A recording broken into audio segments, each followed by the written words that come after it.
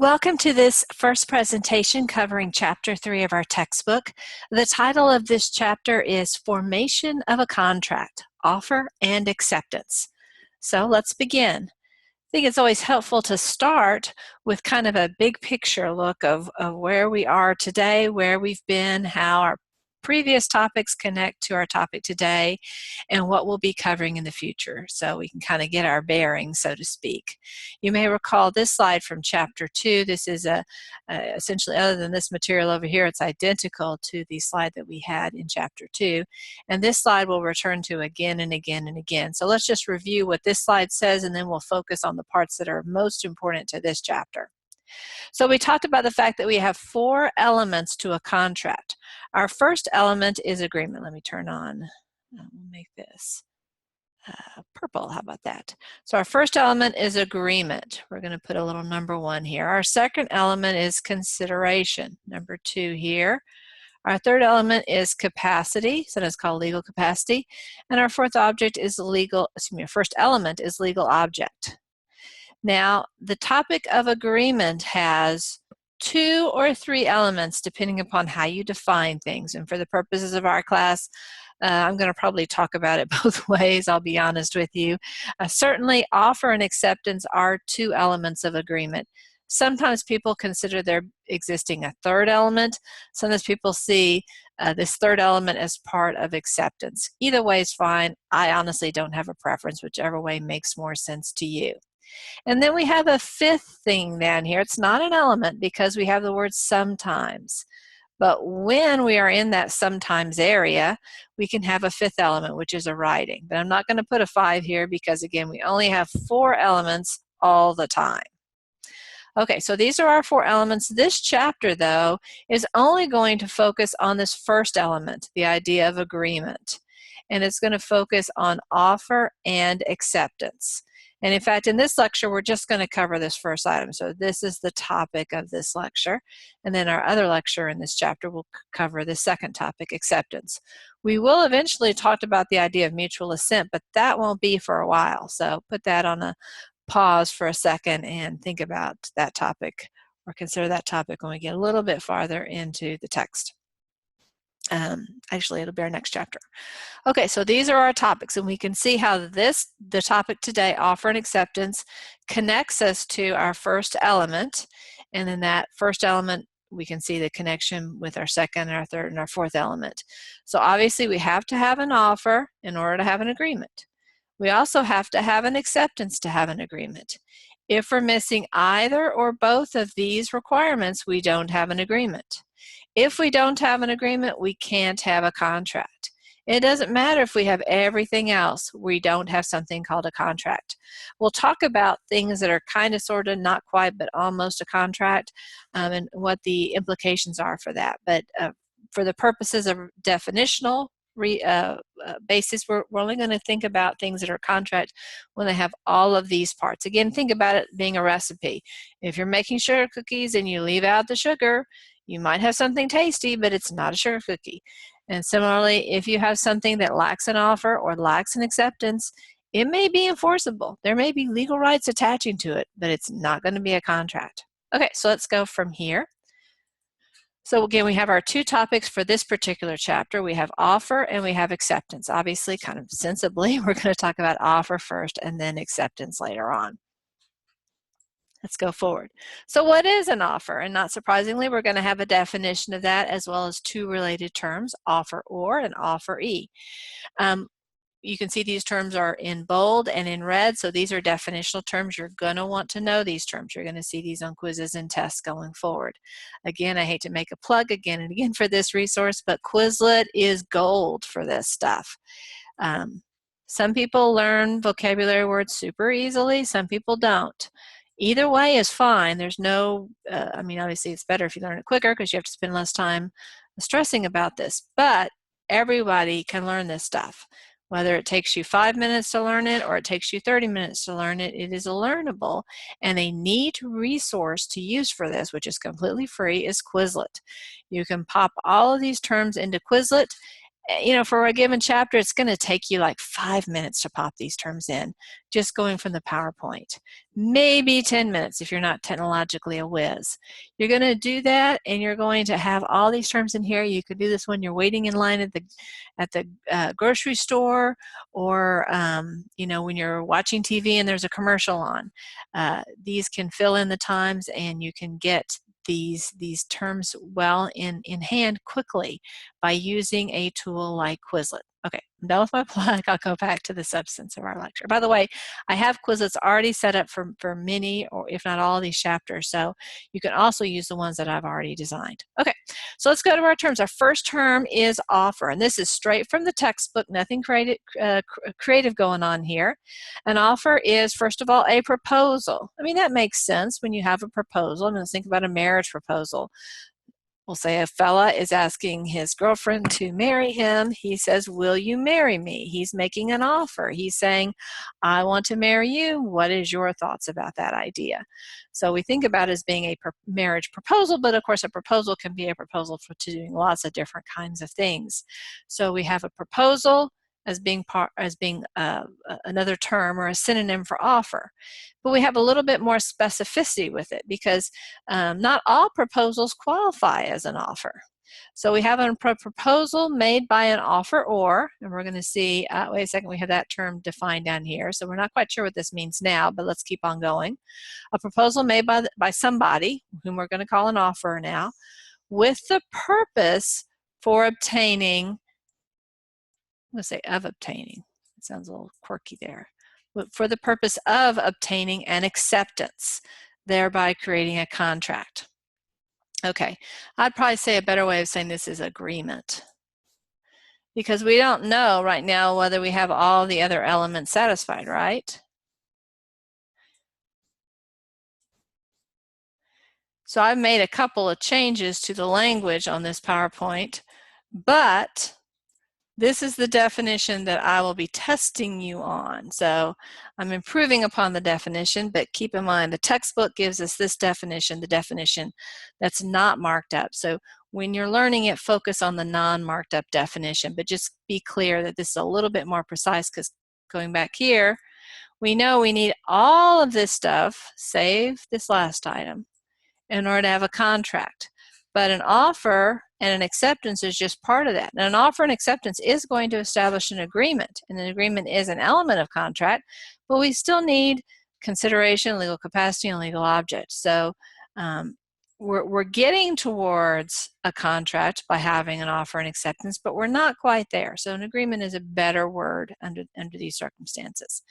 Now, hopefully you can see that contract law is really driven by definitions. And in fact, I would say law generally is really driven by very, very precise definitions. Words really, really matter, and being precise about these terms is really important. Agreement and contract mean kind of, sort of, almost the same thing, so it's easy to kind of slush those two together and think of them as being synonyms, but the law really cares about those subtle distinctions. So it's important to spend a little bit extra time and be sure you understand that the term agreement includes a lot of things that aren't contracts. We might call, let me close this up, we might call this area contract and this area all agreements. Yes, all contracts are agreements, but not all agreements qualify as contracts. So we would say contracts are a subset of the universe of agreements. Okay, so let's go back and think about this term offeror. The first thing I hope that you notice is that it ends OR. We've seen this pattern before, and we know the OR ending means somebody who makes or creates an offer, or who does an offer. Okay, and that definition, that pattern fits with this term. Offeror is someone who makes an offer, somebody who makes this. So this is really circular. A proposal made by somebody who makes an offer is an offer. Well, God, yes, you're going around in circles with this. I mean, that's true many times, particularly with very introductory words in any discipline. They're so hard to define because they're so basic to the understanding of these concepts. Let's go to our next term. We see this pattern that we've seen before, this EE ending, and this means somebody who receives the offer. So a person to whom an offer is made. I think the best, if you have difficulty keeping the OR and EE ending Straight, I recommend that you think about the word invite, or, which in everyday English we actually spell ER instead of OR, inviter, and invitee. And this helps us remember the pattern that we have. The inviter is the person who makes the invitation. The invitee is the one who receives the invitation. So if you can remember this pattern, just replacing the E here with an O, then this will help you figure out what the EE means and what the OR means. Let's look at this situation. I call this little blonde-headed boy Bobby, and I call this brunette here Sally. So Bobby is our offeror, and Sally is our offeree. And these are the words that Bobby is saying. I will sell this frog to you for $10. So he's making an offer. Because he's making the offer, he's the offeror. So this definition applies to Bobby here. And this term, this sentence right here, is his offer. And he's making this for the goal of acceptance. He's hoping Sally will say, well, yes, I have $10. I would love to pay you $10 for that lovely frog. So here's our offer. And then we see that the person that he is putting this offer to is Sally. She is the offeree. She is the one who has the power to accept the offer. Now, an offeree can say, why, yes, I will accept your offer, or no, thank you, I don't want the offer. We don't know whether the answer is going to be yes. The offeree is the offeree no matter what his or her answer might be. We can see from our picture, it seems like she's probably saying no, but that doesn't change her status as an offeree, whatever her answer might be. Okay, so now we're going to think about the elements of an offer. Here we were talking, let me go back here for a second. Here we were talking about the elements of the contract. And we talked about there being 4 elements: agreement, consideration, capacity, and legality. And then we talked about an agreement, and we decided that there were, depending upon how you break it down, either 2 or 3 elements to agreement. But guess what? One of the elements of agreement actually has elements under that. So we can have sub-elements to offer, just like offer is an element of agreement, and agreement is an element of a contract. You can see the hierarchy here. You might even think about it as an organizational chart. You know, you have your CEO up here, and then maybe you have your vice presidents here in an organization. We'll make them senior vice presidents. And then each one of the senior vice presidents has some vice presidents reporting to him or her. VP, VP, VP, and then under each VP we might have directors. So we'll look at this particular VP, and he's got or she's got several directors, and so on and so on. And each one of these directors probably has people reporting to him or her. This is the same idea. The CEO in this case is the contract process. Agreement is one of the senior vice presidents. An offer is one of the vice presidents. And now when we get to the elements of an offer, now we're at the director level. That's kind of an analogy to how this works. If this analogy helps you make sense of this kind of hierarchy, go forward. If that just confused you, then please ignore it. So let's go forward here. So now we have the 3 elements of an offer. Obviously, just like we need all 4 elements of a contract, in order to have a contract, we need to have all 3 elements to have an offer. If we're missing any of these 3, we don't have an offer. If we don't have an offer, we don't have an agreement. If we don't have an agreement, we don't have a contract. It's kind of like for that poem, for want of a nail, the horse was lost. For want of a horse, the battle was lost. For want of the battle, the war was lost. For want of the war, the kingdom was lost. All of those things. One little thing going awry can cause the whole mechanism to implode, and that's what would happen if we're missing one of these elements. So let's look at what these 3 elements of an offer are. The first is that the offer must have an objective intent to be an offer. And of course, an offer itself is an inanimate object. It doesn't have any intent one way or the other. So we're looking at the intent of the offeror. And so we see this is cumulative, so we need all three of these. And it must be a definite and certain proposal. Nothing wishy-washy here, nothing imprecise is going to count. And finally, the offeror has to communicate it to the offeree or offerees. And you can see I've put the S in parentheses because sometimes you'll have just one offeree, like this one. Only Sally is receiving this offer. And sometimes the offeree will be, everyone on planet Earth. Either way is fine, but you have to make sure that everybody who's in that offeree category has access to the offer in order for there to be an offer. So these are the three things that we need in order to have an offer. We're going to go through each one of these three separately to get a little bit deeper understanding. So we're going to start with this first one. In order for something to be an offer, there must be the objective intent for it to be an offer. So what do we mean when we say that? Well, we're back to the idea of reasonable person. Reasonable person is a tricky term. I'm not going to lie to you. This is something that takes a little bit of exposure to it for it to really sink in and make sense. Hopefully you've seen it several times before, probably in this course at least to some extent, but in other courses. If it doesn't click yet with you, if you're not really making sense of it, spend a little bit of time on this because this will help you throughout your legal career, because understanding the difference between objective and subjective, between the reasonable person standard, which is the objective standard, and other standards is really, really important in the law. You'll oftentimes hear people talk about law school or the legal profession, and they'll use this term, think like a lawyer. You may be thinking, well, what does that mean? Or you may be thinking, I don't need to think like a lawyer. I'm going to be a paralegal. The idea isn't so much that you are thinking like a lawyer, but you're thinking like a legal professional. Your mind is geared toward a certain paradigm or a certain series of paradigms, and this is one of the big ones. Understanding the difference between an objective standard and a subjective standard.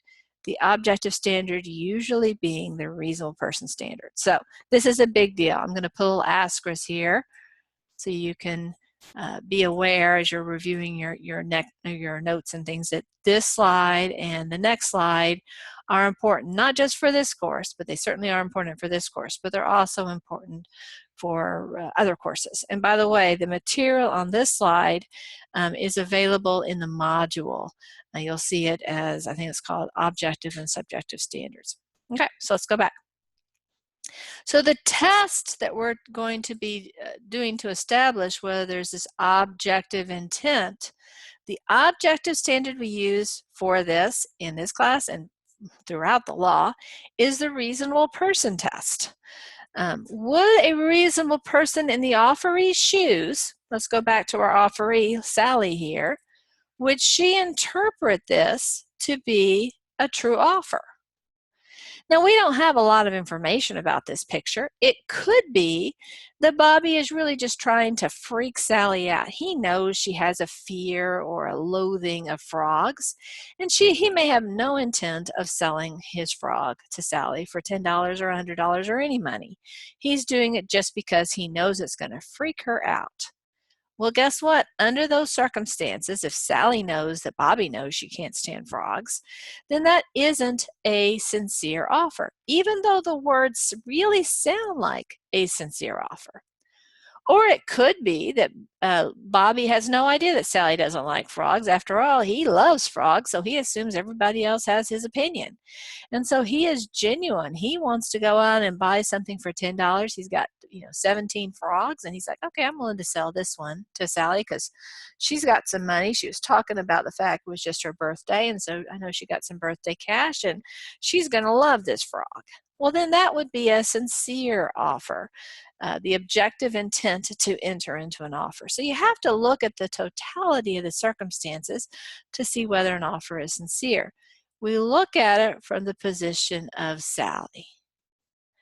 Because guess what? We're not inside Bobby's mind. We don't know what he's thinking. And of course, if this were to get into litigation, once Bobby's on the witness stand, he can say whatever he wants.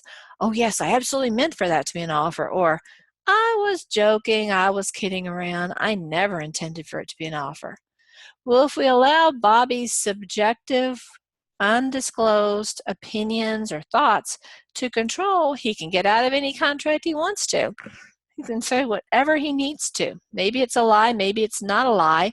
We'll never know because Bobby can trump the whole situation. He can say, that's not what I meant, even if that is in fact what he meant. So we don't want to look at it from Bobby's perspective, but on the other hand, we don't want to look at it from Sally's perspective because Sally can do the same thing. She can say, oh, I didn't really think Bobby meant to make me an offer. Surely he knew that I certainly thought that he knew that I couldn't stand frogs. And so when he was saying that, he was teasing me. Well, maybe Sally really believes that. Maybe she didn't at the time. But of course, she can say whatever she wants to when she's on the witness stand. Some people are okay with lying or whatever. So again, we don't want to let it turn on what Sally says from the witness stand, but upon the totality of the evidence. So things that might be relevant, Sally could say, well, Bobby and I just the day before had talked about the fact that I can't stand frogs. And I'm scared of frogs, and their skin is slimy and gross, and they make that ribbiting sound, and their eyes are so big, and I just don't like them. And I told Bobby all about that. He would, of course, known based upon the conversation I had no interest in buying a frog. So that is an objective fact. That's not what was going around in little Sally's mind or what was going around in little Bobby's mind. It's what that conversation happened. Now, of course, Sally could be lying. Maybe that conversation never did happen, but it would be an objective fact, not just the musings in her mind or the musings in Bobby's mind. So what is a reasonable person standard? Here's the definition. Note that this definition is not in the textbook. I pulled this definition and kind of tweaked it from another resource. What is a reasonable person? First of all, it's a fictional person. So we aren't here to say, hey, you know what? Bobby seems pretty reasonable. This looks like a pretty reasonable deal. Or no, Sally's the sensible one. We're not picking one or the other. We're not saying, well, we agree more with Bobby or we agree more with Sally. We're not saying either one of them is reasonable. We're not saying either one isn't reasonable. We are imagining a fictional person who isn't Bobby or isn't Sally. And we're saying, well, if we put this fictional person, and we're saying we're giving this person some characteristics. After all, a fictional person's got to have a personality, right? He has or she has an ordinary degree of prudence and intelligence. So not a rocket science, but not, the person who flunked out of finger painting or whatever. This is a person of typical intelligence, typical life experience, typical judgment. Kind of the average person, the Joe Schmo of the world, so to speak, the reasonable, the average, the John Smith of the world. So we're talking about an average, ordinary person whose conduct, conclusion, or expectation in relation to a particular circumstance is used as an objective standard by which to measure or determine something. So, Sally is kind of extreme. She's really freaked out by frogs. So she didn't interpret this to be an offer because she assumes everybody's freaked out by frogs. So Bobby couldn't have intended to think for a second that she would have wanted to purchase a frog. Well, guess what? Sally's perspective, I'm not going to say is unreasonable, but it's not the reasonable person. The average person probably doesn't love frogs, but doesn't hate frogs either. And so a reasonable person might have interpreted these same words to be a legitimate offer. I mean, they might say, I don't want a frog, Bobby, but they don't doubt the fact that Bobby really did intend to sell the frog to the reasonable person under those circumstances. So this is a good definition. This is a good measuring stick to have with you as you are considering whether the standard are met. So the important thing is it's an objective standard. We have a slide that's going to come up that's going to talk a little bit more about objective versus subjective standard. I'll have to give you a little hint. In the law, we almost always use the objective standards. There are some times we use the subjective standards, but I would say 95% of the time we use an objective standard. So if you're not sure what standard to apply, always guess with the objective standard. You're going to be right the vast, vast majority of times. So let's consider here what a subjective standard means. Subjective means as perceived by a particular person with all of his or her quirks, bias, and self-interest. Bobby has the quirk that he just loves frogs. Most people don't love frogs. Sally has the quirk she can't stand frogs. Most people don't have that strong of an objection to frogs. They both have their quirks. They're not wrong to have quirks. We're not saying that they shouldn't have those quirks. All of us have quirks. But those quirks are not the quirks of a reasonable person. In fact, a reasonable person is quirkless, so to speak. Let me share a quirk about myself. I happen to really, really, really, really, really dislike French fries. Now, to be clear, I am by no means a health nut. I love potato chips. I love mashed potatoes. I love baked potatoes. There's lots of junk food that I really, really like. But to me, a French fry the smell of it almost makes me physically ill. I don't know why that's the case. It's just, so I didn't have a traumatic French fry experience as a child. My parents like French fries, but the smell of it is enough almost to make me physically ill. So I know that that's quirky. I don't apologize for it, but I know it's quirky. And so with respect to French fries, I am not a reasonable person. And my guess is that you have some quirk like that. It may not be French fry related. It's probably not French fry related, but it's something like that. Some food that you just can't stand that everybody else seems to like. Maybe it's a color. Maybe it's an activity. Maybe it has to do with frogs. And sometimes the quirk can be that you dislike something that everybody else seems to like, or it could be the reverse. You like something that nobody else seems to like. Those can go lots of different ways. Most of the time we're aware of our quirks, but sometimes we're not. And so but that reasonable person is kind of devoid of those types of quirks. The person is we also separate the person from any biases they might have. Let's go back to our scenario. It might be advantageous for Sally to maintain that this wasn't an offer. Or it might be advantageous for Bobby to maintain that this wasn't a genuine offer. So when they're testifying, they've got some skin in this game. One interpretation is useful to them economically, the other one isn't. So guess what? It would be lovely if we lived in a world where everybody always told the truth. We don't live in that world. We live very, very far from that world. People routinely perjure themselves. Sometimes they perjure themselves knowingly. They know, hey, I'm lying. I mean, they don't say this, but they think to themselves, I'm about to lie. I know this is a lie, but I am still going to say it because I think that this is helpful for me to lie. But a lot of times people engage in self-deception. They want X to be the truth. It's not the truth, but they want it to be the truth, so they convince themselves on some level it is the truth. And so maybe they think to themselves, I'm not lying, but they really are lying. But however that happens, people do that. People do that all the time. And so when you're hearing testimony, the jurors are wise if they say, wait a second, Sally said X, but that's really to her advantage to say X. So I'm not quite sure I believe her. And Bobby said Y, but guess what? That's to his advantage. I'm not quite sure I believe him either. You have to consider people's motivations. The reasonable person is the person who never lies because he has no agenda or she has no agenda with respect to the situation. Okay, so here's some little bit more clarity about subjective. For example, the offeree's own impression is not controlling about whether he intended to make an offer because that impression is subjective. So Bobby might be sitting here saying, well, gosh, I thought I was making an offer. I mean, that's not controlling. Would a reasonable person, having watched this transaction and any related discussions, have concluded that this was an offer? We don't care what was going on in the deep, dark recesses of Bobby's mind. We don't care about what's going on in the deep, dark recesses of Sally's mind. We care about that fly on the wall. What would that fly have thought was going on? Would he have thought this was a joke or a conversation or a taunting, or would he have thought it was an offer? The standard that we oftentimes see is the fly on the wall standard. We just look here. This guy, Yeah, you can see this nice little fly here. He's on this white wall.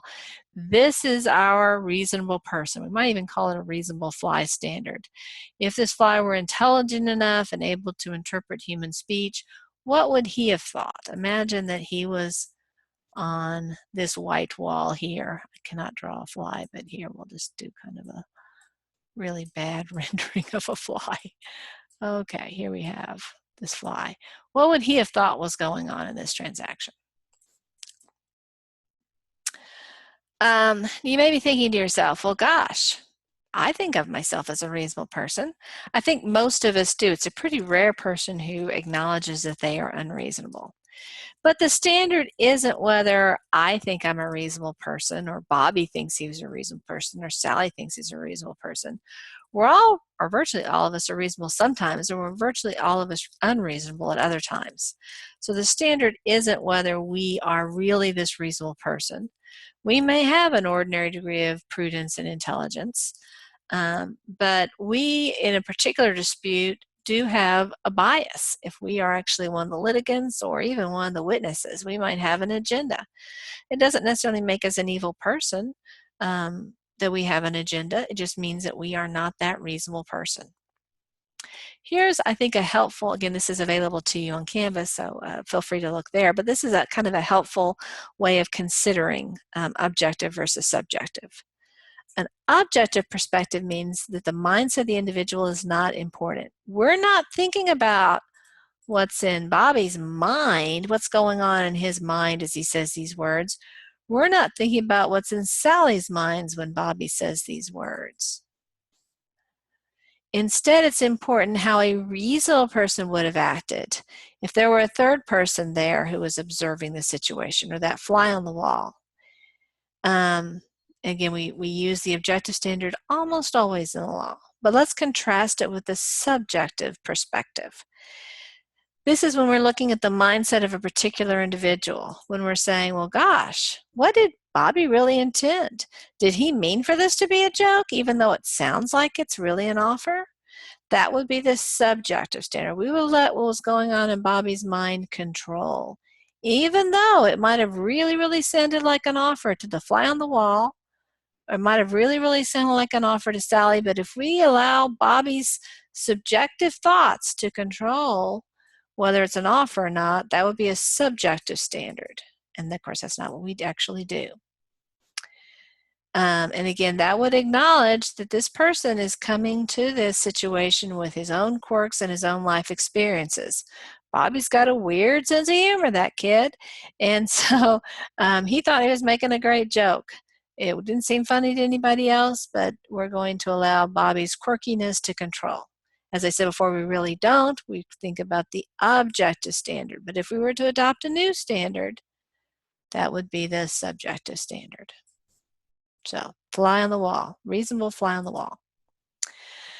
We're going to go on from here and talk about this serious objective intent to make an offer. Let's talk about some things that kind of sort of seem like offers but aren't quite offers. And one is a preliminary negotiation.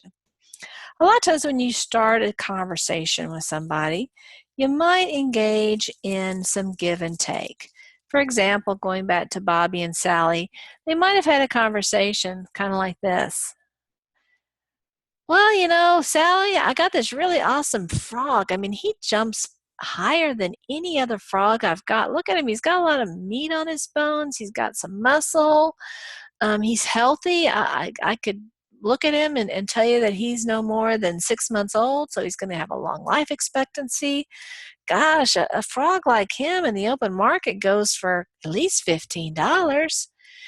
Those are preliminary negotiations. There's no real offer out there. Certainly the implication would be that maybe $15 is a reasonable price. Then Sally might respond. Let's say Sally is interested in frogs, so she's not as this reluctant frog person that I'm showing here on the slide. She might say, well, you know, Bobby, he doesn't jump that high. You know, he's a little bit chubby, actually. I think if he had a little fewer flies, he'd be able to jump better. So he doesn't really impress me. I think a frog like him probably go for about $7. And honestly, I already have 3 frogs. I'm not sure that I need a 4th frog. That would be preliminary negotiations, back and forth. We don't yet have an offer, we have a discussion. You might think to yourself, well, Bobby sounds like he's willing to sell it for 15, and it sounds like Sally might be willing to buy it for 7, but neither one of them have actually said those words. And so we will call that preliminary negotiations. We're moving towards an offer, but we don't have an offer yet. So what is a preliminary negotiation? Again, the term is in red, so we really want to be sure to learn this term. It's the commencement or the beginning, it's another word for this, the beginning of the contracting or negotiation process. It is a form of solicitation. We're going to have solicitation as a vocabulary word in a few minutes, so keep this in mind. It's a form of solicitation that has not yet reached the status of an offer. So again, we start here, and we're talking about, so we're exploring possibilities.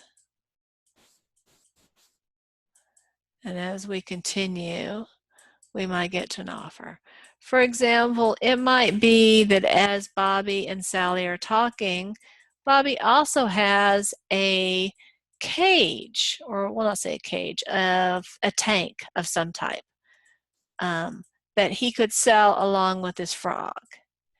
And he wants to see whether Sally wants it. Well, you know, Sally, in addition to this great frog, I also have this tank I could sell with it. And the tank's worth about 20 bucks. And so I'd be willing, you know, possibly to sell both of them to you.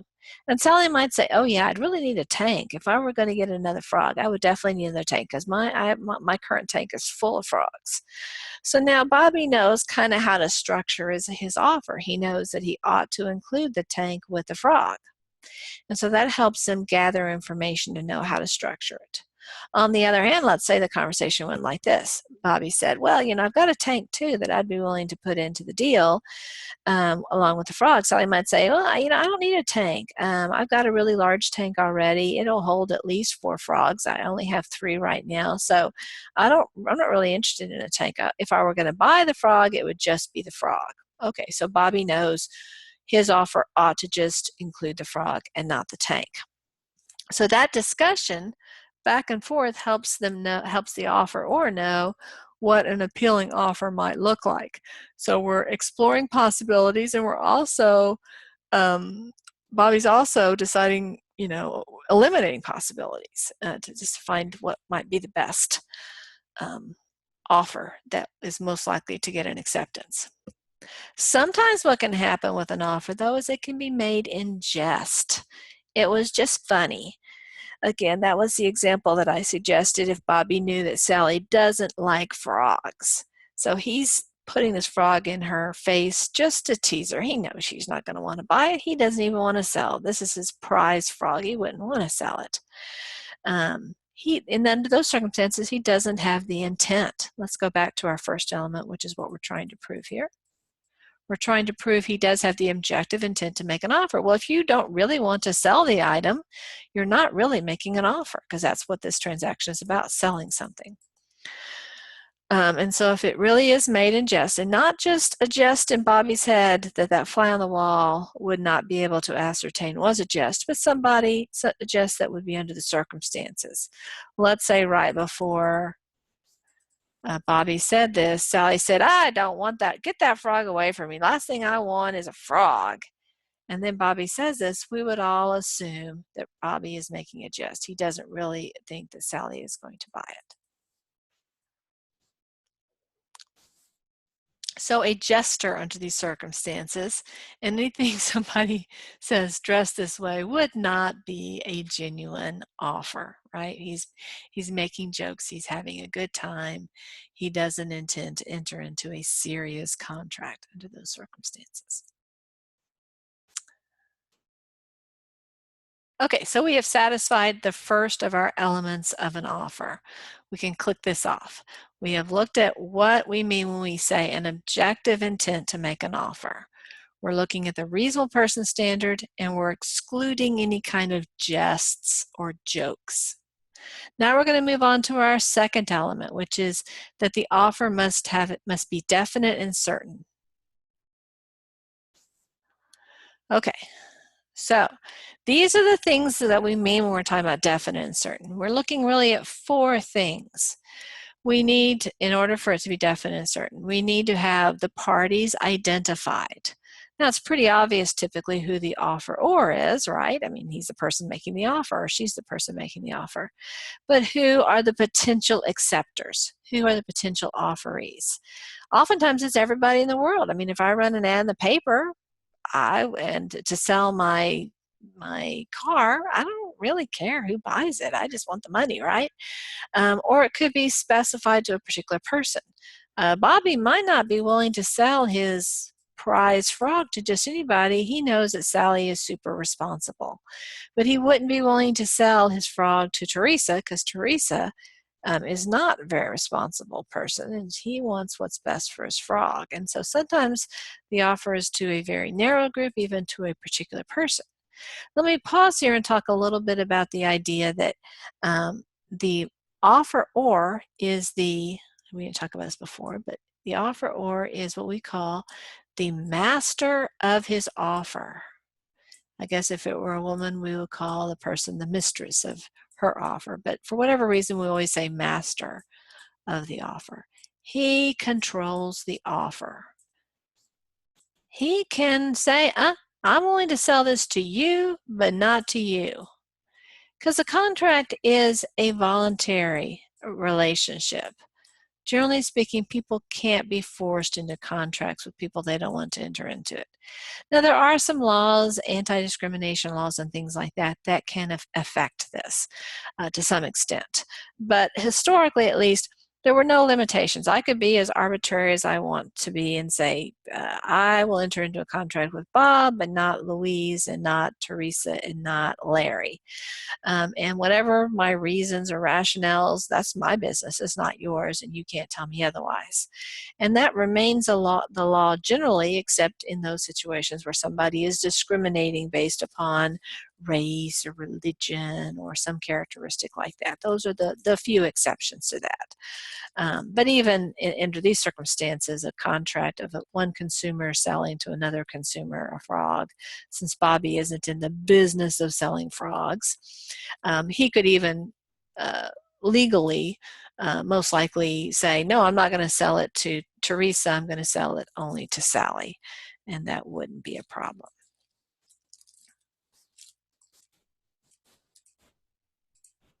So the parties, they have to be clear who the parties are. And again, the circumstances. Bobby doesn't necessarily have to say, Sally, I am making this offer to you and only to you. Under the circumstances, it might be clear what is meant. If only Bobby and Sally are present and Bobby is talking, well, guess we all know who Bobby's talking to. The price also has to be set. And this is a common law requirement. We'll consider a circumstance in a few minutes that doesn't require a price to be set. But again, as I said before, the majority of the time in this course, we're going to be talking about the common law standards. Again, these are a little refresher on what the common law is. The common law is judge-made law. We're not talking about statutory law. So we think about common law, we're talking non-statutory stuff.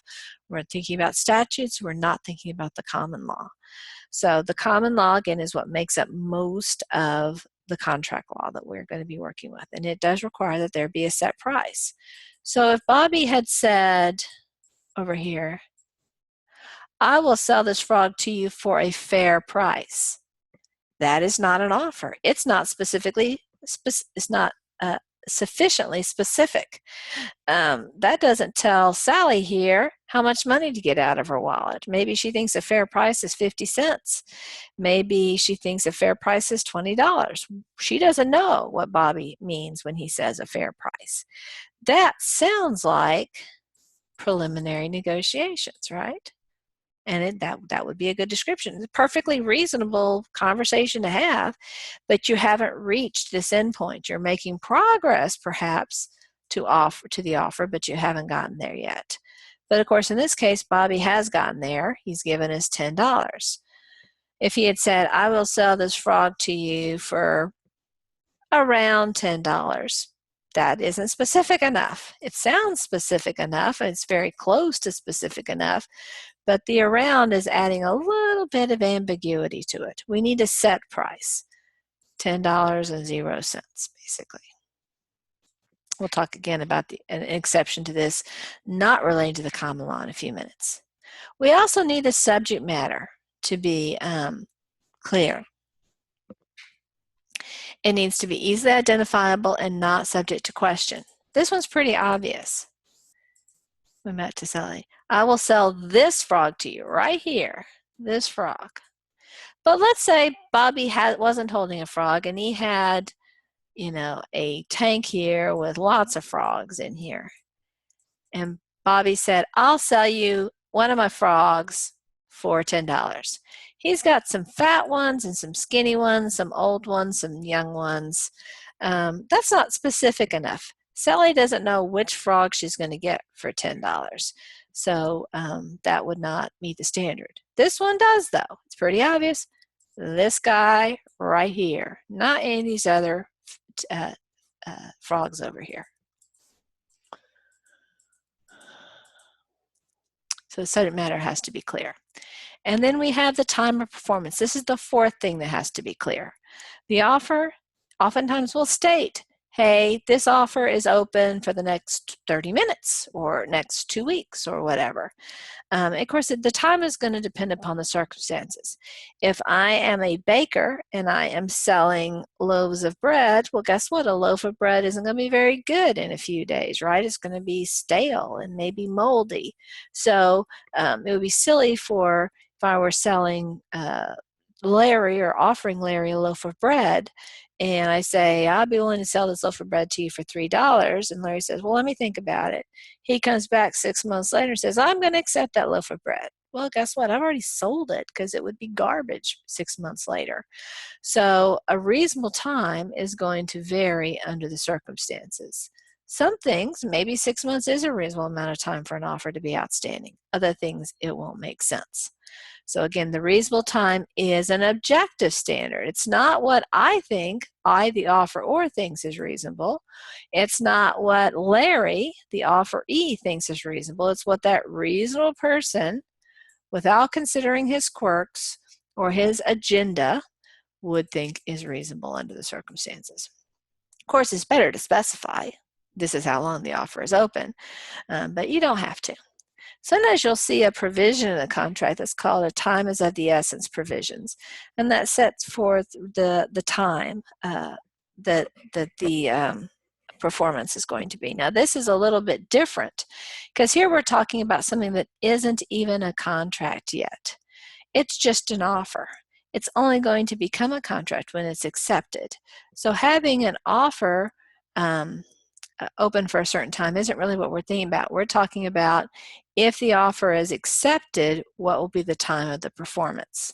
So this isn't the time, the performance here isn't the time that the offeree has to accept. It's the time that if the offeree accepts, the performance has to occur. And so you might have a provision in a contract that says, hey, it's really important that Sally, if Sally accepts this contract, that she actually give me the $10 within 2 days. That's really important to this contract. Maybe Bobby is saving up for a Mother's Day present for his mother, and today is Thursday, and he needs his cash on Saturday so we can go buy the presents for his mom. If Sally waits 4 days until Monday to get Bobby the $10, then Mother's Day will have gone by and it will be too late for Bobby to buy the present for his mom. So time is of the essence. The time really matters. There are sometimes, though, it doesn't really matter. I mean, Bobby wants the $10, but it really doesn't matter whether Bobby gets it today, tomorrow, the next day. It's all kind of the same. He might prefer sooner rather than later, but there's no particular cutoff date that is important. So if time is important, it's a good idea to provide a provision in the actual contract. Again, the contract is finalized. You would include the terms of the time is of the essence in your offer, but it's not a contract until, of course, it's accepted. But you might specify that time is of the essence in terms of the performance of the contract. Our textbook, which I like, has some quirks, and we think we've already talked about them. And one of the quirks is that it kind of likes to throw in terms that vocabulary terms that don't really fit too well. And one of the terms that it throws in here is the term breach. Obviously, breach is a really important concept in contract law, because a breach tells you somebody hasn't done what they're supposed to do under the terms of the contract, and now the contract is in some sense broken. How broken, it can depend upon what the breach is, but in theory something has gone awry. So it's an important concept. I'm not sure this is the best time to talk about it, but whether it is or not, this is when the textbook raises the topic. So let's explore this definition. What is a breach? It's a failure of a party to the contract to perform his or her contractual obligations. He said he would do Y and he hasn't done Y. She said she would do X and she hasn't done X. So going back to our scenario, let's say that Bobby makes this offer and Sally accepts the offer. Sally gives Bobby $10, but Bobby doesn't give Sally the frog. Well, Bobby has breached the contract. Or let's say Bobby gives Sally the frog. Maybe Sally gives Bobby a $5 bill and says, I'll go. I only have $5 with me right now, Bobby. I'll bring $5 to school tomorrow. And so Bobby surrenders the frog to Sally today. The next day, Sally doesn't give Bobby $5, and the next day, and the next day. And it doesn't look like Sally's ever going to give Bobby the $5. Well, then Sally is in breach of the contract under those circumstances. So both the offeror and the offeree can breach a contract once a contract has been made.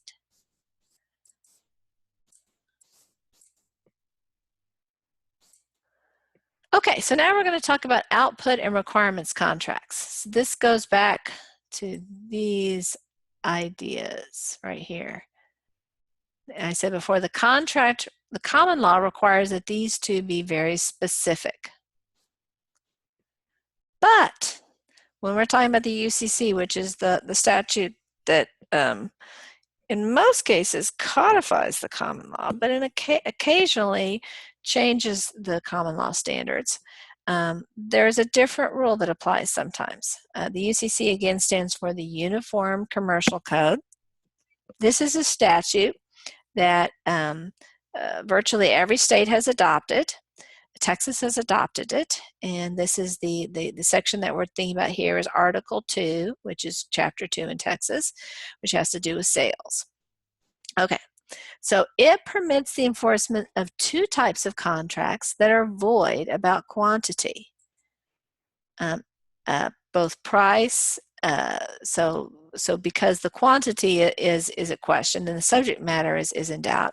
I mean, the actual subject matter is not in doubt, but the number that will be purchased is in doubt. So whether you're going to buy 1 frog or 10 frogs is a doubt. So the subject matter, the number is in doubt. And of course, whether you're buying 1 frog or 10 frogs, that's going to affect the price. 1 frog is obviously going to be less expensive than 10 frogs. So these two issues, price and subject matter, are up in the air when you're talking about a output and requirements contract. These are two important categories of contracts. The most tricky part of this idea is getting straight which is which. So let's work through this a little bit, and I would recommend you spend a few minutes reflecting upon this so that you can get these straight. What is an output contract? It's a contract in which the seller or the offeror, this is the same person here, agrees to sell all of its product to one buyer or one offeree while the contract is in force. So imagine that I have a widget factory. It's a small startup widget factory. And you know, when a company is first starting up, is first producing output, things can happen.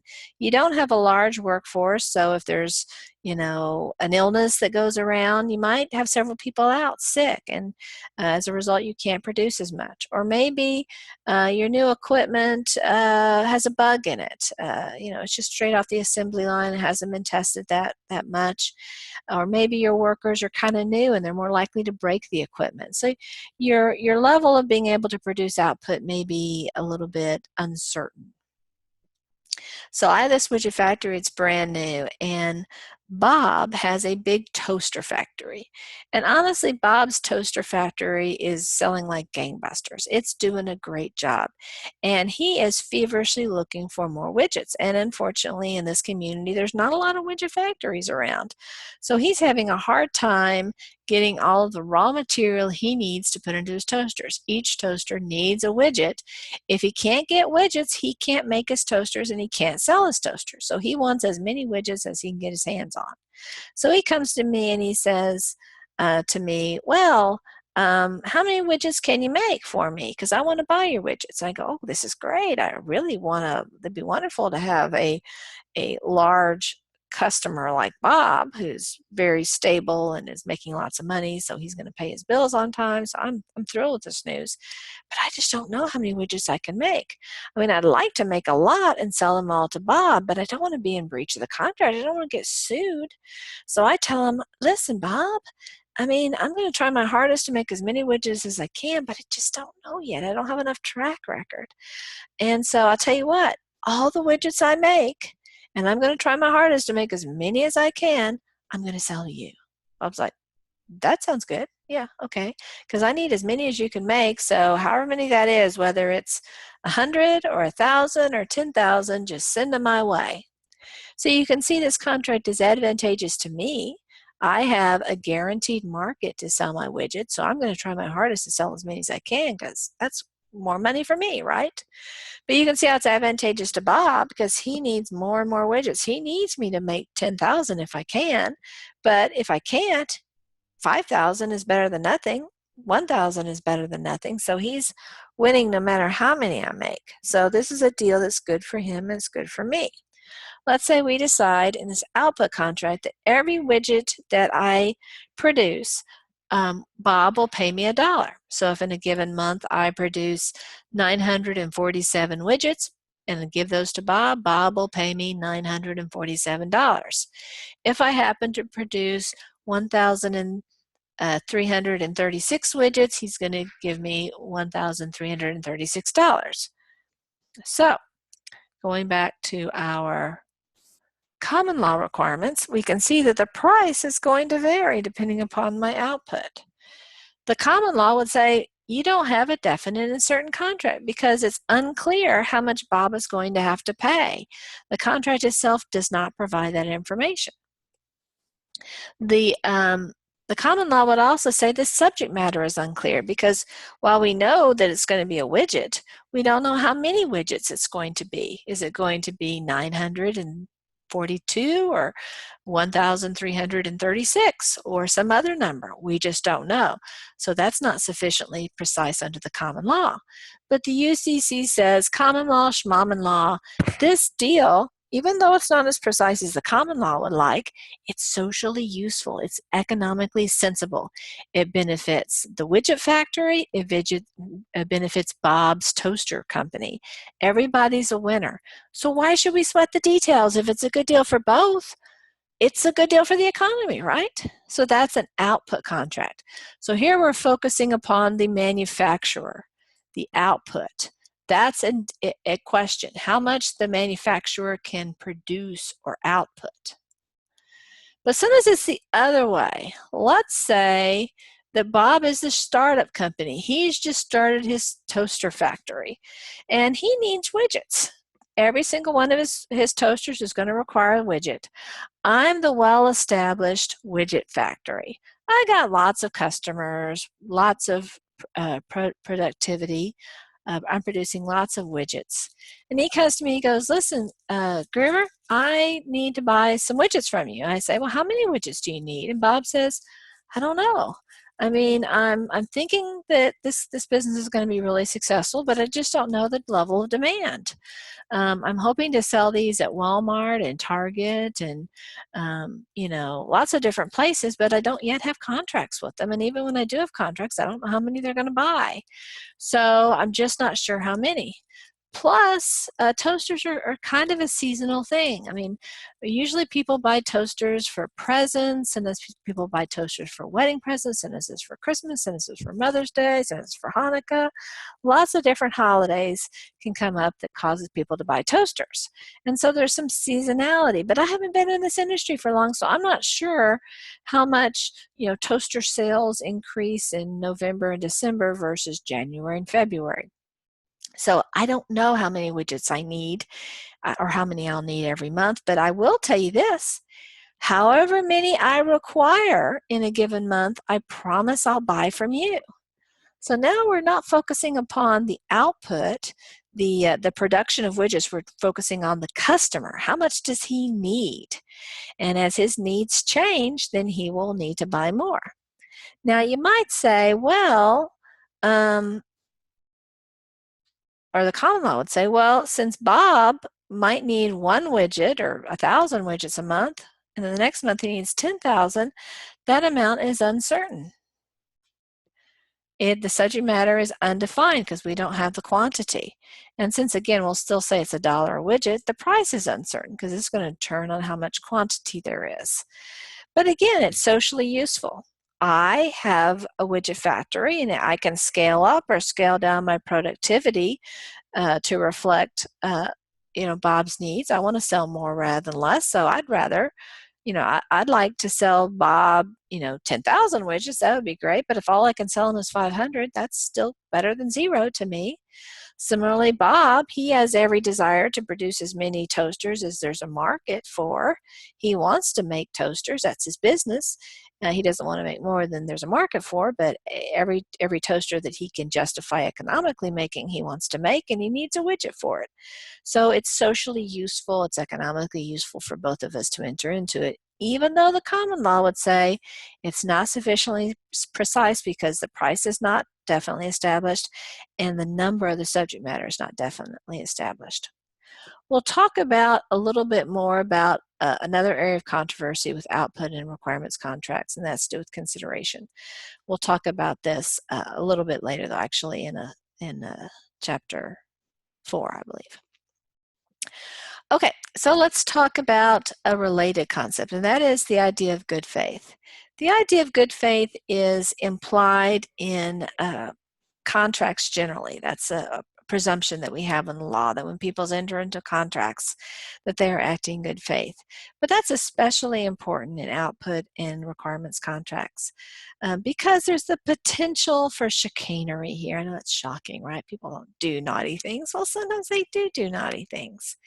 So you can imagine a universe where Bob comes to me and he says, listen, I'm starting up this toaster factory. I think, who knows, I might need anywhere from 100 to 10,000 widgets in a particular month.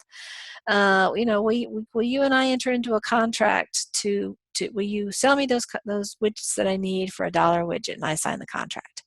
And then Bob goes home and he's laughing up his sleeve. Ha ha ha, I tricked Groover. I don't even own a toaster factory. I don't ever intend to buy a single widget from Groover. I tricked her.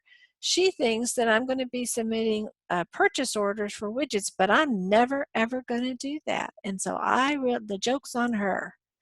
Well, guess what? He technically isn't violating the terms of the requirements contract because if he doesn't need any widgets and he never orders any widgets, he hasn't breached the contract because it's all depending upon how many widgets he requires. If he doesn't require any, he hasn't breached. Technically that's true, but it's not literally true. It's not actually true because he has acted in bad faith. Because when he entered in this requirements contract, the assumption was that he was doing everything he could to organize things so that he would require some widgets, and yet he never really intended to do that. Similarly, it could be reversed, and let's say that Bob has a successful, well-established toaster factory, and he wants to buy some widgets from me, and I say, yeah, sure, every widget I make, I'll be sure to sell to you. But this whole time I'm thinking to myself, I'm going to close my doors on my widget factory. I'm never going to make another widget. The joke is on Bob. He's going to think that I'm going to send him all these widgets, and I'm never going to send him a one. Well, the technical language of the contract isn't violated when I never ever send him a widget, but I still acted in bad faith. And so I have still breached the contract because when I entered into the contract with Bob, I never intended to do what the contract specified. But let's present another scenario. Let's say that I entered into my contract with Bob, we're into this category here, and I did intend to make widgets. It just so happened that my factory burned down the night after I signed this contract. There was an electrical storm and there was a fire and my whole factory was burned down. And I decided, I don't want to rebuild. I'm going to go into some other industry. This is just too awful for me. I don't want to ever see another widget again. So I never produced a single widget. But I did not breach the actual language of the output contract, and when I entered into the contract, I intended to make widgets. So in this case, I did not act in bad faith, so I didn't breach the contract. Similarly, let's say that Bob, who's the startup toaster maker, and he wants to enter into the requirements contract, he enters into the requirements contract with me. This time his factory burns to the ground. Now, he didn't want it to burn down to the ground, but it has, and he's decided to get out of that toaster business. He never requires a single widget from me, but he didn't act in bad faith, so he's not in breach. Now, obviously, it would be very rare that somebody would enter into an output or requirements contract and never produce a single widget or require a single widget.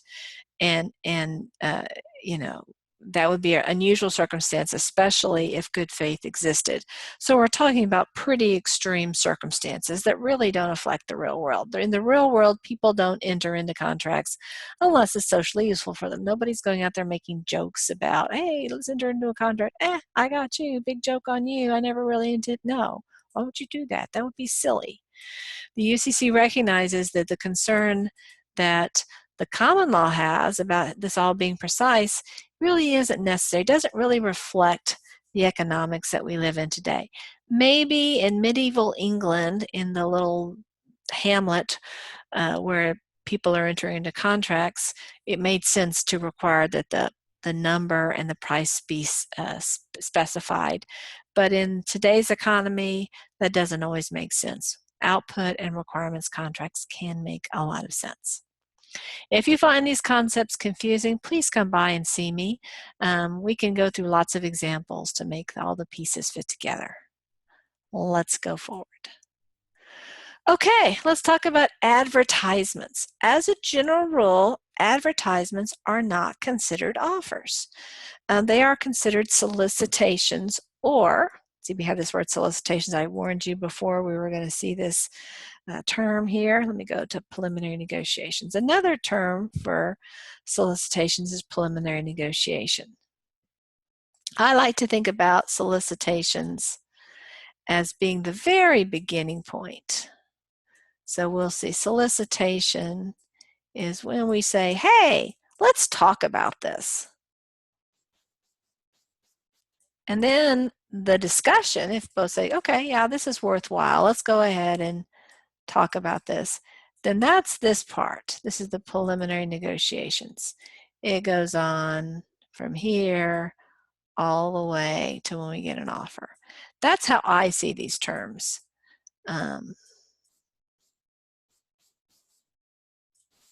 And most time it will lead to an offer. Solicitation is an invitation to negotiate a contract. It's saying, hey, let's talk. And then the preliminary negotiations are the discussion, and then that leads to one of those parties actually making an offer. Generally, advertisements are considered solicitations. They're saying, hey, come on down, let's explore this topic more.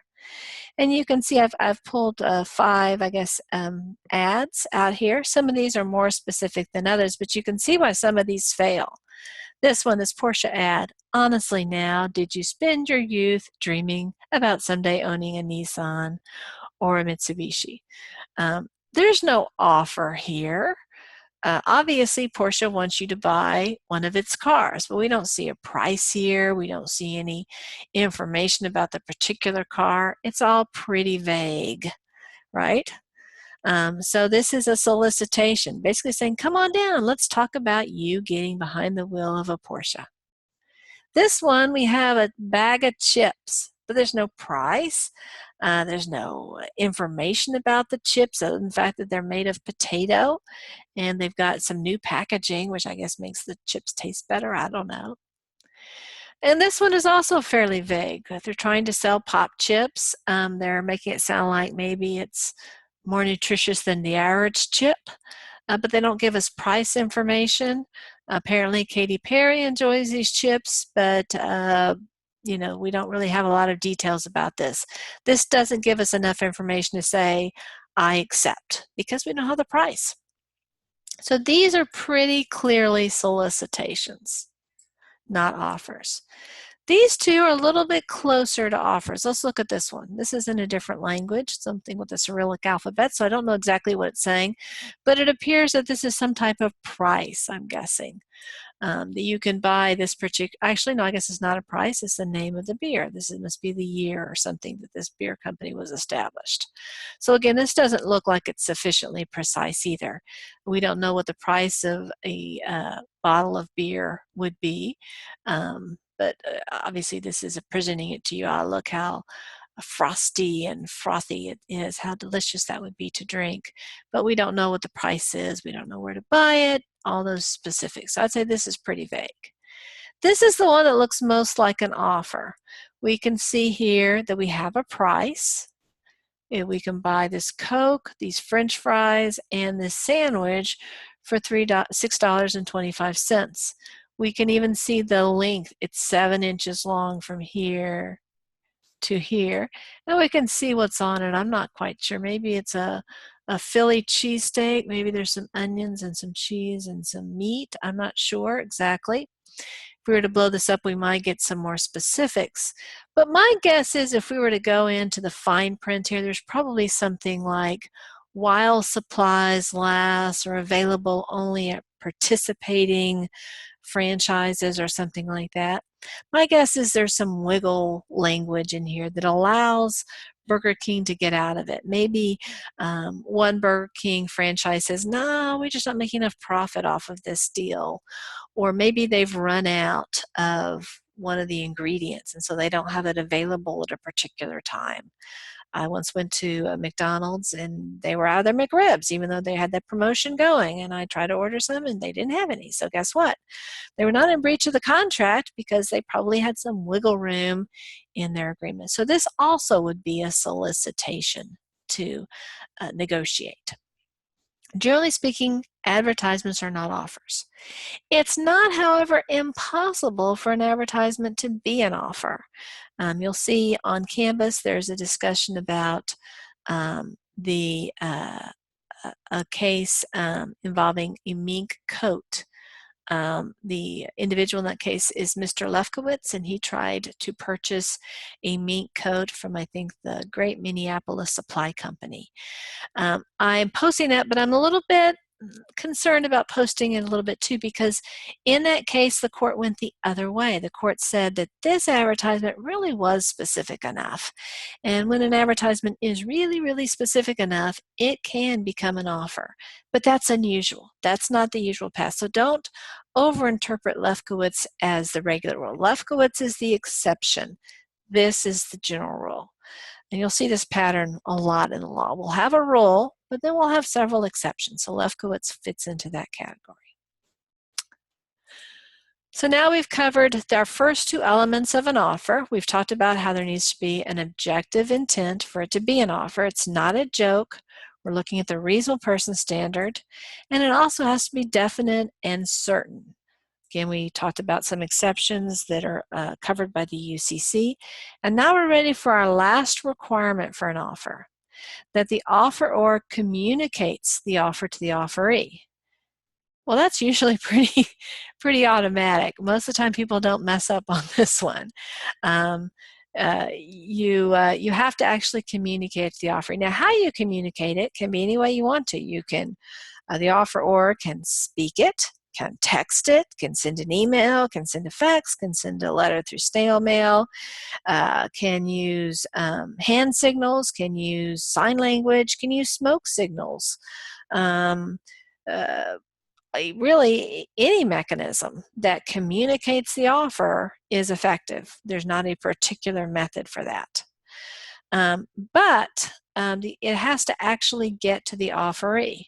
If I send a letter via snail mail to Bob and it gets lost in the mail, I mean, it's not my fault. I did everything I was supposed to.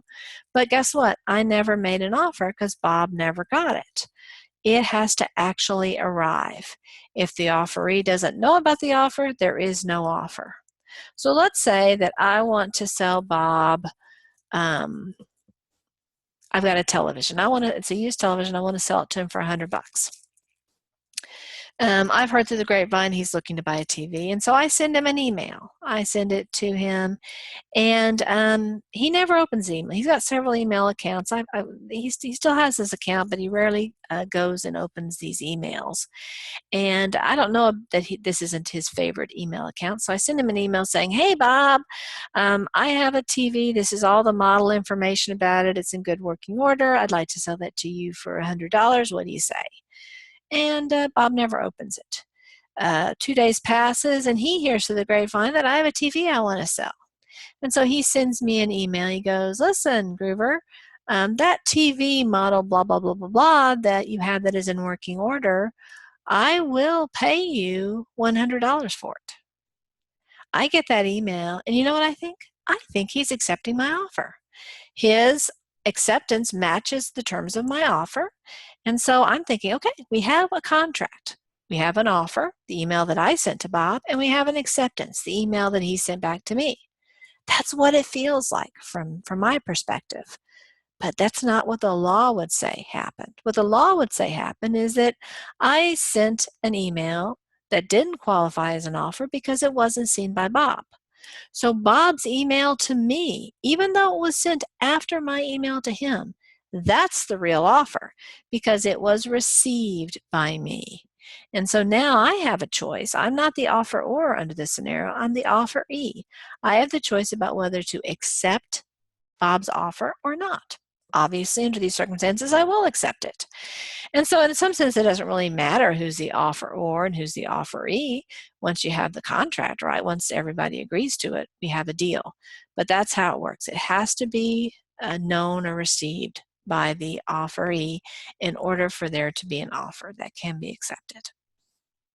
So now we've covered all three of the elements of an offer. Talked about the objective intent. We're not going to cover jokes. We're going to apply the reasonable person standard. It has to be definite and certain. The parties, the price, the subject matter, and the time are examples of characteristics of the proposal that have to be definite and certain. And the offeror has to communicate to the offeree. So now we have concluded the section about the offer. I'm going to just power ahead for a second and show you at the end. I hate to give it, oh, here we go, went too far. So now we've covered all of our requirements of offers. We've talked about this requirement, and this requirement, and now we've completed our discussion of offers. Just a little refresher, if we're missing this one, this first one, or the second one, or this third one, we don't have an offer. If we don't have an offer, we can't have an agreement. If we don't have an agreement, we don't have a contract. So we need every single piece of this in order to have something that's going to be called a contract. Oops. I thank you for your attention today. If you have any questions, as always, feel free to send me an email or to stop by my office hours so we can discuss this in more detail. Thank you for your attention, and I hope that you have a wonderful day.